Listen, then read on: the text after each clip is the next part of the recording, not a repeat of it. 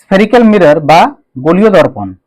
দেখো, গোলীয় দর্পণ আমরা কাকে বলবো না, কোনো একটা দর্পণ যখন কোনো একটা গোলকের অংশ যদি হয় সেটা, ঠিক আছে, তো কোনো একটা গোলকের অংশ যদি সেটা হয়ে থাকে তাহলে তখন সেটাকে আমরা কি বলবো না গোলীয় দর্পণ বা স্ফেরিক্যাল মিরর। আচ্ছা, স্ফেরিক্যাল মিরর মানে কোন একটা স্ফিয়ার, ঠিক আছে, আমি ধরে নাও যে এটা একটা আমার তো স্ফিয়ার, আমি এই যে একটা আমি ড্র করে রেখেছি এখানে গোল আকারের, এটা একটা স্ফিয়ার। তো স্ফিয়ার কি, তোমরা যদি উদাহরণ হিসেবে নিতে পারো, তোমরা একটা ফুটবলকে উদাহরণ হিসেবে নিতে পারো, ঠিক আছে, ফুটবলটা হচ্ছে একটা স্ফিয়ার।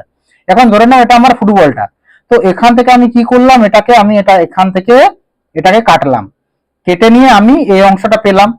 তাহলে এই যে আমি একটা গোলক থেকে বা স্ফিয়ার থেকে একটা দর্পণ আমি বার করলাম, তখন এই দর্পণটাকে কি বলা হবে, তখন এই দর্পণটাকে বলা হবে স্ফেরিক্যাল মিরর বা গোলীয় দর্পণ। আশা করি এতটা বোঝা গেছে। এরপর ব্যাপার হচ্ছে এই যে গোলকটা রয়েছে, গোলকের ভিতরের দিকটা যদি আমার রিফ্লেক্টিং সারফেস হয়, গোলকের ভিতরের দিকটা রিফ্লেক্টিং সারফেস হলে এটার যে এই হলুদ দিকটা রয়েছে, এটার যে এই হলুদ সাইডটা রয়েছে, এই দিকটা রিফ্লেক্টিং সারফেস হবে। আর যদি এই গোলকটা যদি বাইরের দিকটা যদি রিফ্লেক্টিং সারফেস হয়, তাহলে গোলকটার এই সাইডটা রিফ্লেক্টিং সারফেস হবে। তাহলে এই যে বোঝা গেল যে আমি একটা গোলক থেকে একটা গোলক থেকে যে দর্পণটা তৈরি করছি সেটাকে বলা হয় গোলীয় দর্পণ।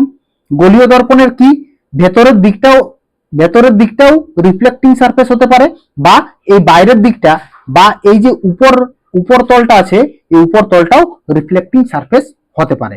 এতটা বোঝা গেছে যে গোলীয় দর্পণ কি না, হচ্ছে গোলীয় দর্পণ হচ্ছে কোনো একটা গোলক থেকে তৈরি দর্পণ বা কোনো স্ফিয়ার থেকে তৈরি মিরর হচ্ছে কি স্ফেরিক্যাল মিরর।